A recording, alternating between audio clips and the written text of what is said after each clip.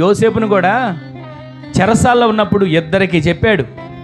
ఇద్దరు కళలు చెప్పారు. అయ్యా ఇదిగో పలానా కళ అయితే నువ్వు రాజుకు గిన్నె అందిస్తావు, నీవు ఉరి తీయబడతావు చెప్పాడు కదా. అలాగే జరిగింది. బయటికి వెళ్ళిన వ్యక్తి మర్చిపోయాడు, కానీ దేవుడు రాజుకే ఫరోకే కళ్ళ చెడట్లుగా చేశాడు. బలిసిన 7 ఆవులు, బక్క చిక్కిన 7 ఆవులు వచ్చినాయి, శుభ్రంగా తిన్నాయి. బక్క చిక్కిని వచ్చి బలిసిన 7 తినేసినా సరే అవి ఇంకా బక్క చిక్కే ఉన్నాయి. ఈ అర్థం ఏంటి అని అంటే దానికి చెప్పగలిగిన మరి ఎవరు రాలా.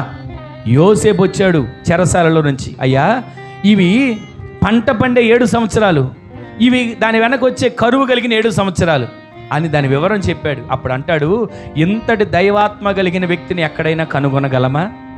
ఇంతటి జ్ఞానం కలిగిన వ్యక్తిని ఎవరైనా కనుగొనగలమా? ఎంతటి వారిని ఎక్కడైనా మనం కనుగొనగలమా? ఈ రోజున ఈ దైవాత్మ, ఈ జ్ఞానం, ఈ పరసంబంధమైన జ్ఞానం ఎక్కడ చేస్తుందో తెలుసా? దేవుని యొద్ద నుంచి వీరు పొందుకున్నారు. ఆమెను చెప్పండి. దావీదు కుమారుడు సొలొమోను అయినా, యోసేపు అయినా, యాకోబు కుమారుడు యోసేపు అయినా, ఇక్కడ మనం చూసిన దానియేలు, షడ్రకు, మెషకు, అబేద్నెగోలు వీరైనా దేవుని దగ్గర నుంచి పరసంబంధమైన జ్ఞానం అనే ఖడ్గాన్ని పొందుకున్నారు. గట్టిగా ఆమెను చెప్పండి.